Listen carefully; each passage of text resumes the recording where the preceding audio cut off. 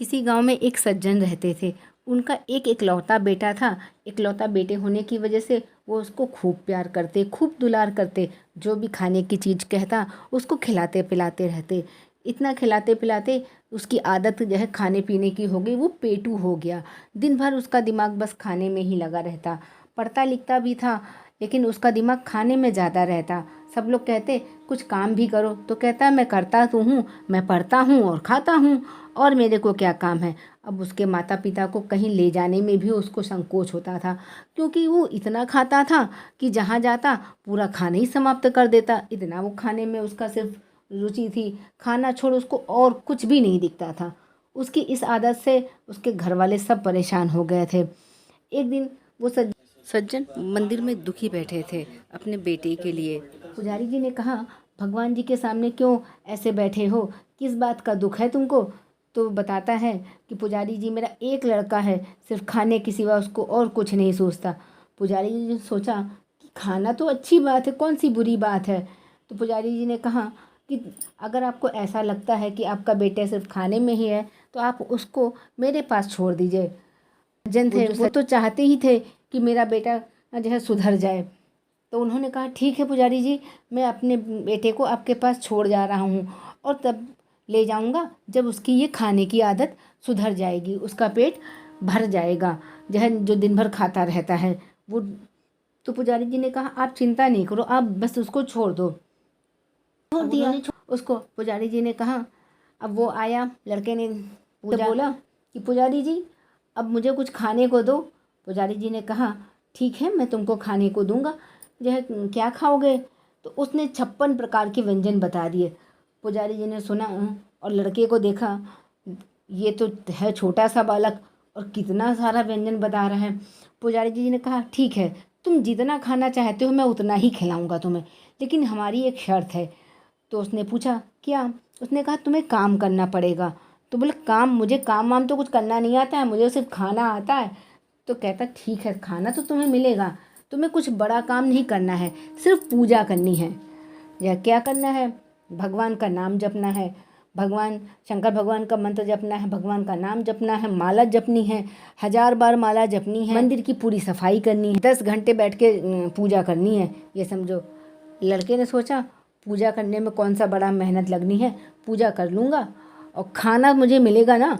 पुजारी जी से पूछा खाना तो मेरे को मिलेगा बराबर ना। पुजारी जी ने कहा खाने की तुम जो है चिंता ना करो, खाना तुम भरपेट खाओ जितना खाना चाहते हो, लेकिन पूजा पूरी होनी चाहिए। कहा ठीक है।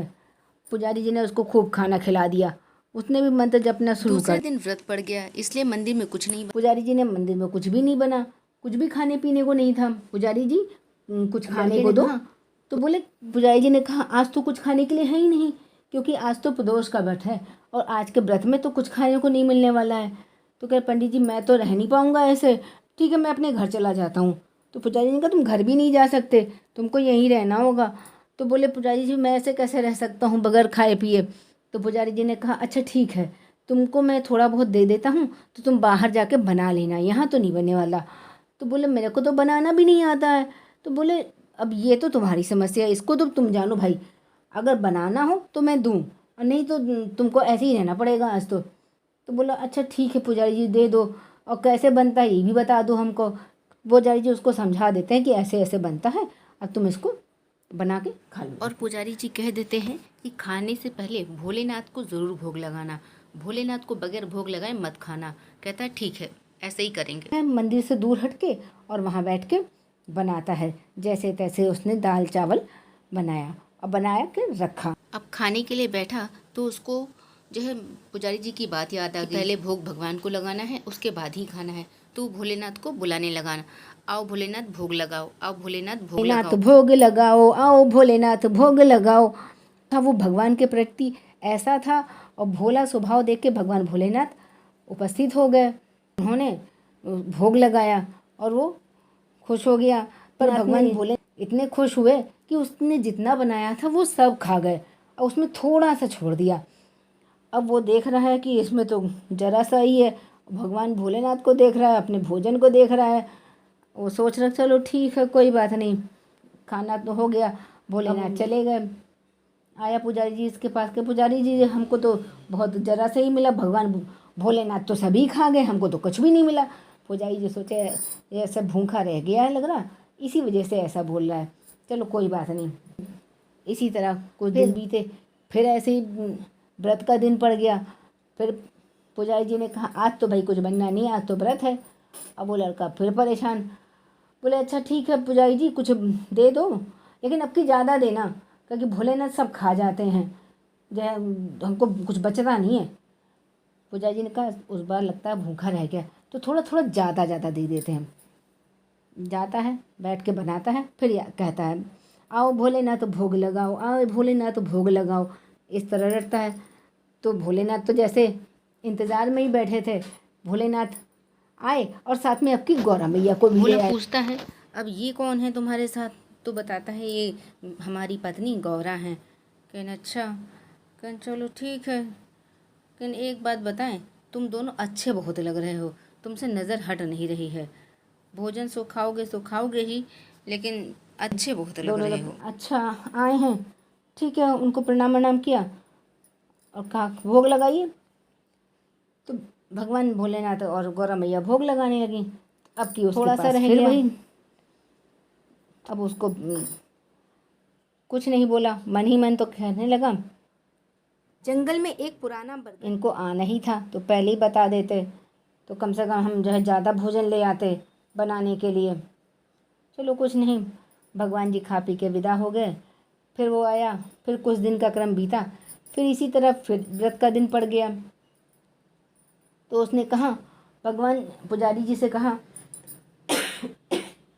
पुजारी जी से बोला कि पुजारी जी देखो, भोलेनाथ को भोग लगाना कोई वो नहीं है, भोलेनाथ को हम बुलाए थे, भोलेनाथ आए और अब साथ में अपनी पत्नी को भी लेके चले आए, गौरा मैया को भी लेके चले आए, तो अब की तुम भोजन हमको ज़्यादा देना, इतने भोजन में कुछ नहीं होता, हमको तो कुछ मिलता ही नहीं है। पुजारी जी ने सोचा कि लगता है यह कम पड़ गया होगा, इसीलिए ऐसा कह रहा है। तो पुजारी जी कहते हैं ठीक है कोई नहीं, तुम ले लेना, ज़्यादा दे देते हैं पुजारी जी। तो अब फिर बनाता है भोजन वजन और फिर कहता है आओ भोलेनाथ भोग लगाओ, गौरा मैया आओ भोग लगाओ, आओ भोलेनाथ भोग लगाओ, गौरा मैया आओ भोग लगाओ। तो भोलेनाथ और गौरा मैया तो दोनों तो पहुंच ही जाते हैं और साथ में गणेश जी को ले आते हैं, कार्तिक जी को ले आते हैं। अब वो देखता है इनको, भगवान भोलेनाथ को देखता है, गौरा मैया को देखता है और कार्तिक और गणेश को देखता है। अब भोलेनाथ से कहता है कि ई पहले ई बताओ कि ई कौन है। भोलेनाथ ने कहा हम, कहा हाँ तुम मेरे को बुलाए, मेरी पत्नी गौरा। कहें हाँ, ई दो कौन है साथ में जो आए हैं। कहें ई हमार बेटवा हैं, ई है कार्तिक, ई है गणेश। कहना अच्छा, कहना आ गए हो, ठीक है बैठो, लगाओ भोग। भगवान जी मन ही मन मुस्कुराते हैं, अब भोग लगाने लगते हैं। अब की तो जो है थोड़ा थोड़ा करके सभी खाना समाप्त हो जाता, कुछ भी नहीं बचता। अब भगवान जी भोग वोग लगा के चले जाते। पुजारी जी के पास पहुंचता है और कहता है पुजारी जी हमको तो कुछ भी खाने को नहीं मिला, अब की तो सभी खा गए, भगवान जी जो है अपनी बीबी को लेके आए, बच्चे लेके आए, सब खा गए। पुजारी जी सोचे ये झूठ बोल रहा है, ये खाने का कहीं बेच देता होगा, चलो कोई नहीं अगली बार मैं इसको देखूंगा। तो ऐसा सोच के कहते थे चलो कोई नहीं, कल से तो बढ़िया बढ़िया खाना ही है। फिर व्रत का दिन पड़ा। अब जब व्रत का दिन पड़ा तो उसने फिर कहा कि देखो पुजारी जी ये समझ लो कि हम बनाने तो जाएंगे तो सामान ज़्यादा देना, कहे कि एक देवता नहीं आते, चार चार आते हैं। कहना अच्छी बात है, पुजारी जी ने सामान दे दिया और साथ के जो और पंडित लोग थे उनसे कहा कि इस पर नज़र रखो, और पुजारी जी भी उस पर साथ में नज़र रखने लगे। वो आगे जा रहा है, सब उसके पीछे पीछे छिपके पहुँचे जहाँ उसने अपना सारा सामान रखा और रख के बैठ गया और कहने लगा आओ भोलेनाथ भोग लगाओ, आओ गौरा मैया भोग लगाओ, आओ गणपति गणेश भोग लगाओ, आओ कार्तिक भैया भोग लगाओ। अब इस तरह वो कह रहा है और सब सामान तो रखा, कहीं कुछ बना ही नहीं रहा। अब सब लोग देख रहे हैं कि ये कुछ बना क्यों नहीं रहा है, सब ये सोचने में लगे हुए हैं, सब सोच रहे हैं शायद सच में भगवान आते हैं, लग रहा है। थोड़ी देर में भगवान आए, गौरा मैया आई, कार्तिक भैया, गणेश भैया भी आए, साथ में भोलेनाथ आपके नंदी बाबा को भी ले आए। अब वो देख रहा है भोलू कि ये क्या है, ये तो जो है पहले तो तुम अकेले आए, फिर अपनी पत्नी लाए, फिर अपने दोनों बेटा लाए, अब ये कौन है? कि नहीं, ये नंदी है, हमारी सवारी, हमारे साथ रहते हैं। कि ऐसा है, ये सारा सामान रखा है, अब तुम बनाओ और तुम ही खाओ। अब उसका जो है देख के तो सब लोग मुस्कुराए, हंसने लगे। नंदी बोलता है, भगवान प्रभु आप परेशान ना हो, मैं सब व्यवस्था करता हूँ। और नंदी सब व्यवस्था करने लगा बनाने सुनाने की। अब उधर पुजारी जी देख रहे हैं कि यहाँ तो सब कुछ शांत है, यहाँ तो कुछ भी नहीं दिख रहा है, अब ये क्या मामला है। तो सबको समझ में आ गया कि ये भोला है और भोले को भक्त भगवान जो है दिख रहे हैं, और हम लोग को तो उसी के नज़रिए से दिख रहे हैं।